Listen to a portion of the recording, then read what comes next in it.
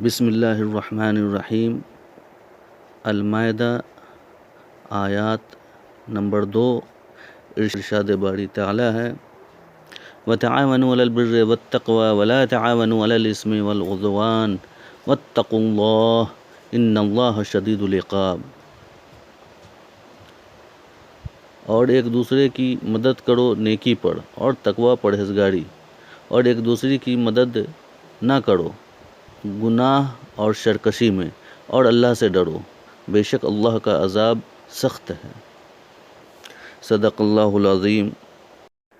تو ناظرین اور دوستو، ہمارے محترم بزرگوں، سب سے عاجزانہ درخواست ہے کہ اس چینل کا زیادہ سے زیادہ آپ سب ساتھ دیں اور سبسکرائب کریں، اور اپنے دوستوں، احبابوں اور رشتہ داروں میں شیئر بھی کریں تاکہ یہ تعلیم ہر فرد تک پہنچ جائے۔ یہی مقصد ہے اس چینل دین اسلام حق پسند کا، جو حق کی پسند کرتا ہو اور حق کی راہ چلاتا ہو، انشاءاللہ۔ الحمد لله وحده والصلاة والسلام على من لا نبي بعده. اللهم صل على سيدنا مولانا محمد وعلى آل سيدنا مولانا محمد كما صليت على إبراهيم وعلى آل إبراهيم إنك حميد مجيد. أما بعد، فأعوذ بالله من الشيطان الرجيم. بسم الله الرحمن الرحيم. هو الذي بعث في الأميين رسولا منهم يتلو عليهم آياته ويزكيهم ويعلمهم الكتاب والحكمة وإن كانوا من قبل لفي ضلال مبين. وقال عليه الصلاة والسلام: أنا لكم بمنزلة الوالد أعلمكم. میرے محترم دوستو، بزرگو، عزیزو، اس آیت اور حدیث کا مفہوم یہ ہے کہ نبی امت کو سکھلانے کے لیے بھیجے جاتے ہیں، سنانے کے لیے نہیں۔ آپ نے فرمایا کہ میں تمہارے لیے معلم ہوں۔ صحابہ کرام فرماتے ہیں کہ ہم نے ایمان سے لے کر احکامات تک یہ سب اللہ کے نبی سے سیکھا ہے، اور اللہ کے نبی نے ہمیں سکھلایا ہے۔ سب سے پہلے یہ جاننا چاہیے کہ تعلیم کتاب پڑھنے کو نہیں کہتے، بلکہ تعلیم کہتے ہیں امت کو دین سکھلانے کو۔ امت کو غفلت سے نکالنا ہے تعلیم کے ذریعے۔ اس لیے تعلیم کا مقصد بھی جاننا چاہیے کہ تعلیم کا کیا مقصد ہے، تعلیم کیوں کی جاتی ہے، فضائل کی تعلیم کا مقصد، اس کا طریقہ، اور فضائل کی تعلیم کے ساتھ کیا محنت ہے۔ ہمیں 3 باتیں عرض کرنی ہیں، مختصر، اس لیے کہ وقت تنگ ہو گیا بہت۔ فضائل کی تعلیم کا مقصد یہ ہے کہ اعمال کے اندر احتساب پیدا ہو، کہ بندہ ہر عمل کو فضیلت کے دھیان کے ساتھ، ہر عمل کی فضیلت کو سامنے رکھ کر عمل کرے۔ یہ فضائل کی تعلیم کا مقصد ہے۔ اگر یہ مقصد سامنے نہیں ہے تو تعلیم کے عمل سے ملل اور اکتاہٹ پیدا ہوگی۔ یہ کیا مطلب اس کے پڑھنے کا بار بار؟ کہ اس کے پڑھنے کا مقصد یہ ہے کہ اعمال کے اندر احتساب پیدا ہو۔ 24 گھنٹے کا ہر عمل، نماز کا، ذکر کا، تلاوت کا، خدمت کا، گشت کا، وہ عمل دعوت ہو یا عمل عبادت ہو، اس کی فضیلت عمل کرتے وقت سامنے ہو۔ اس لیے کہ اگر احتساب نہیں ہے تو حدیث میں آتا ہے کہ اجر نہیں ملے گا، اجر احتساب پر ملے گا۔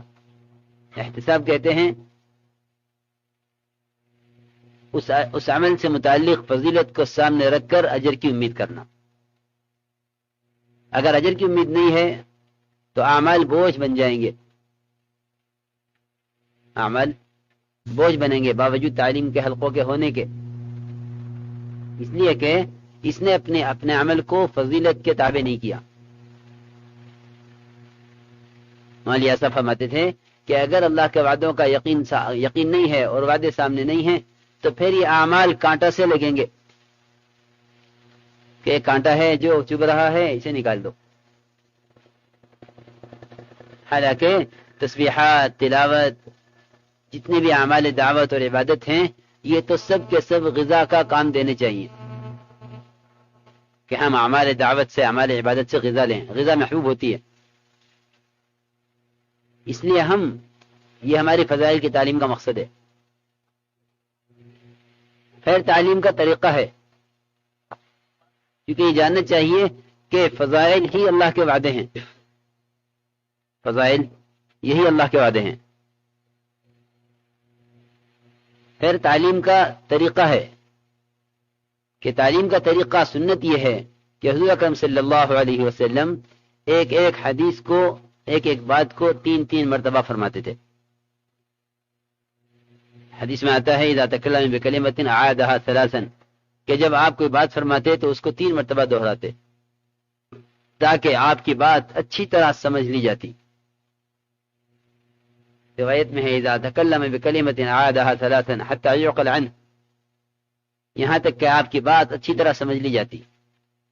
ہمارا تعلیم کرانے والا ساتھی، اس کا طریقہ تعلیم صرف کتاب کے پڑھنے کا نہ ہو، گویا وہ اپنے مجمع سے غافل ہو کر کتاب میں مشغول ہے اور مجمع اس عمل سے غافل ہے، بلکہ تعلیم کرانے والا، حضرت کی ہدایات میں لکھا ہوا ہے کہ تعلیم کرانے والا متوجہ کرے تعلیم میں بیٹھنے والوں کو آداب کی طرف، عظمت کی طرف، اور یہ بھی کہے کہ تعلیم میں باوضو بیٹھیں، ٹیک نہ لگاویں، آپس میں باتیں نہ کریں. اور تعلیم کرانے والا اگر عالم ہو، عربی عبارت پڑھ سکتا ہو، تو اس کا بہت اہتمام کرنا چاہیے کہ ایک مرتبہ عربی عبارت حدیث کی پڑھے. جو نور حدیث کی عبارت میں ہے عربی کی، اس کا کوئی بدل نہیں ہے. ترجمہ مترجم کی زبان ہے، حدیث عربی کی حضور اکرم صلی اللہ علیہ وسلم کی زبان مبارک سے نکلے ہوئے الفاظ ہیں. حضرت فرماتے تھے محمد رحمۃ اللہ علیہ کہ ہماری تعلیم کا مقصد یہ ہے کہ ہم براہ راست حضور اکرم صلی اللہ علیہ وسلم کے الفاظ سے، آپ کی حدیثوں کے نور سے براہ راست فائدہ اٹھانے والے بنے. اس لیے تعلیم کرانے والے اس کا خیال رکھیں کہ اگر وہ صحیح عبارت عربی کی پڑھ سکتے ہیں، عالم ہیں، تو انہیں چاہیے کہ عربی کی عبارت ایک مرتبہ ضرور پڑھیں. باقی جس کا ترجمہ ہے اس کو حسب ضرورت 2 مرتبہ یا 3 مرتبہ، اس لیے کہ ہمیں تعلیم کرانے والے کو اس بات سے مطمئن ہونا چاہیے کہ مجمع نے اس وعدے کا جو ہم نے پڑھا ہے یا اس وعید کا جو ہم نے پڑھی ہے، مجمع نے اس کا تاثر لیا. ورنہ میرے محترم دوستو، اجتماعی اعمال کے اندر غفلت بہت چھا رہی ہے. جب اجتماعی اعمال میں غفلت آئے گی تو اجتماعی اعمال کی تاثیر ظاہر نہیں ہوگی. پھر یہ اعمال دعوت، گشت ہے، تعلیم ہے یا مذاکرہ ہے، ان میں کوئی اثر نظر نہ آنے کی وجہ سے اعمال دعوت کا استخفاف، اس کا ہلکا پن پیدا ہوگا، اور ان کے بے اثر ہو جانے کی وجہ سے یعنی کام سے خود طبیعت ہٹے گی. کیونکہ جو چیز بے اثر ہے اس میں طبیعت کا لگنے کا کوئی سوال ہی نہیں ہے. حضور اکرم صلی اللہ علیہ وسلم کی مجلس میں وعدے جو اور وعیدیں سنائی جاتی تھی تو صحابہ کرام میں اس کا ایک تاثر تھا. حضور اکرم صلی اللہ علیہ وسلم نے فرمایا وقودها الناس والحجارہ، کہ جہنم کا ایندھن لوگ اور پتھر ہیں. تو ایک بڑی میں بیٹھے ہوئے تھے وہاں، وہ سنتے ہی بے ہوش ہو گئے. میں نے پوچھا کہ یا رسول اللہ، جہنم کے پتھر اتنے بڑے بڑے ہوں گے جتنے دنیا کے پتھر ہوتے ہیں؟ فرمایا کہ نہیں، جہنم کا ایک پتھر دنیا کے سارے پہاڑوں سے بڑا ہے. اتنا سنتے ہی بڑے میں بے ہوش ہو گئے. یعنی تاثر ہے یہ. ہمیں تو اس کا، تعلیم کرانے والے کو تو اس کا غم اور فکر ہونا چاہیے کہ میں نے اتنا بڑا وعدہ بیان کیا، حدیث میں پڑھا، اور ہمارے مجمع نے اس کا کوئی تاثر نہیں لیا. اس کا مطلب یہ ہے کہ انہوں نے اس بات کو توجہ سے، دھیان سے نہیں سنا. اس لیے تعلیم کرانے والا ساتھی ایک ایک حدیث کو 3 بار ضرور پڑھے. ایک مرتبہ پڑھنے میں مجمع متوجہ ہوگا، دوسری مرتبہ میں سنے گا، تیسری مرتبہ پڑھیں گے تو پھر اس کو کوئی بات یاد رہ جائے گی. اس لیے تعلیم کے ساتھ، تعلیم کا یہ طریقہ ہے کہ ایک ایک حدیث کو 3 بار پڑھا جائے. اور یہاں آؤ، یہاں آؤ، اٹھو اٹھو اٹھو نا، یہاں آؤ، آگے آؤ.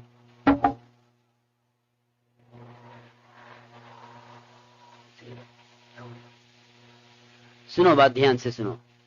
شیاطین تو ہر جگہ ہوتے ہیں نا، چاہے تعلیم کا حلقہ ہو چاہے تلاوت کا حلقہ ہو.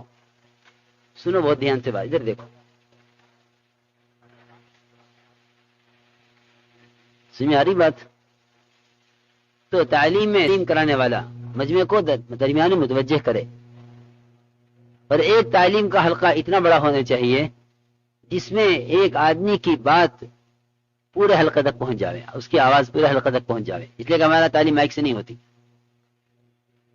کہ اتنا بڑا حلقہ ہونا چاہیے کہ جس میں تعلیم کرانے والے کی آواز پورے مجمع تک پہنچ جاوے.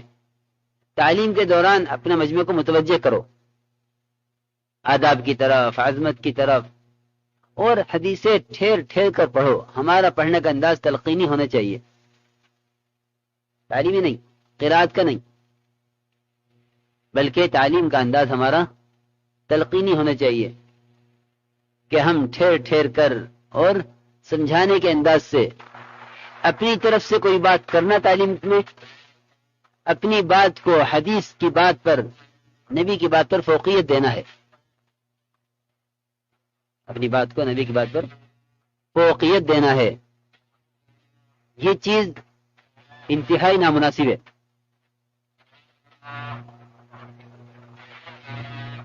یہ چیز انتہائی نامناسب ہے کہ ہم تعلیم میں اپنی بات کریں. بعض لوگوں کو بیان کا شوق ہوتا ہے تو انہیں حدیث سے ایک جملہ ملا اور کتاب بغل میں دی اور بات شروع کر دی.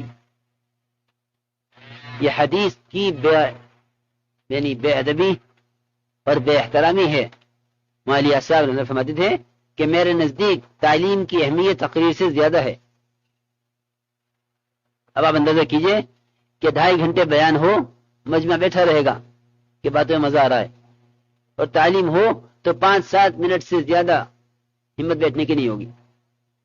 کیونکہ امت میں سے حضور اکرم صلی اللہ علیہ وسلم کی باتوں سے اثر لینا اور آپ کی بات کی محبت کا نہ ہونا، یہ اس کی دلیل ہے